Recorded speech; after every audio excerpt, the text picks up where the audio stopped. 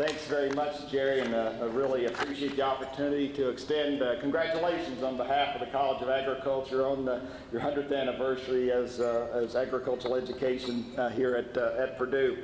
I hope you've had a great day reconnecting with some of your friends and classmates. You certainly had a spectacular day weather-wise, so the Weather Committee gets a AA+ for this one. But just to acknowledge, Mary Ann, we're very proud of our partnership with the College of Education, and certainly appreciate the fact that our agricultural education faculty have joint appointments in that college. And we're also proud of the fact that the undergraduate program in agricultural education has been part of our college for 100 years now. You know, looking back at some of the photos, and I've seen some of Fred Whitford photos from about 100 years ago in our ag classrooms. They all look about the same. You basically have many rows of guys, okay? Pretty much they're all in coat and tie.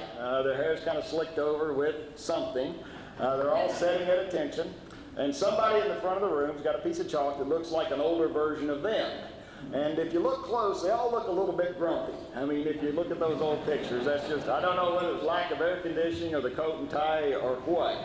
But, you know, if you look rolling forward, Alan, if we looked at a classroom today, it looks a little bit different. Now, some of the classroom space itself, it hasn't changed much, but we're still working on that. So I think, Roger, we'll see what we can do there. But, you know, what really hasn't changed over this 100 years is the importance of what agricultural educators do and the importance and what an agricultural education degree makes possible. You know, a lot of you have been and continue to be involved in preparing our next generation of agricultural leaders. And, you know, your work helps show our students the opportunities that the food and agricultural industries offer. You help them build the skills and capabilities it's going to take to be successful. And, you know, whether they knew it or not at the time, you also have helped inspire them, again, to put their personal gifts to work. You know, I've spoken many times about my high school agriculture teacher, Mr. Ray Fowler. And he taught me a lot of lessons about experience and leadership, and those are lessons I still put to work every day. And I am quite sure every person, or most every person in this room, has a Mr. Fowler in their life too.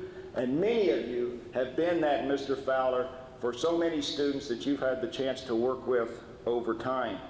And I know others have put your agricultural education degree to work for different purposes. But you know, I think all of us end up being educators at some point in our lives, no matter what role we play. And some of you have benefited from formal training preparing you for that role.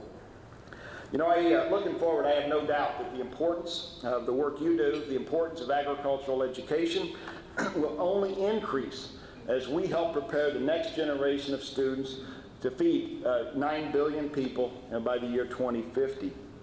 You know, Jerry mentioned this earlier, and a lot of you know this. You know, we're celebrating the 150th anniversary of the Morrill Act this year, the act that created the land-grant university system and institutions such as Purdue. And one of my favorite quotes, and this is from Senator Justin Smith Morrill, and he was talking about the teaching mission of the land-grant universities. And he gave this in a speech in 1887 to the Massachusetts Ag College. And Senator Morrill said that the design of the land-grant universities comprehended not only instruction for those who may hold the plow or follow a trade, but such instruction as any person might need with all the world before them to choose. And for me, that idea of preparing students for whatever the world has to offer is a visionary idea in 1862, and it's an idea that still resonates today in 2012. And it's just as relevant a quote as it was then. And I think it represents a challenge for all of us involved in agricultural education, broadly defined, as we work to prepare that next generation to make a difference in this world. So congratulations on 100 years of success, and all the best for many more. Thank you.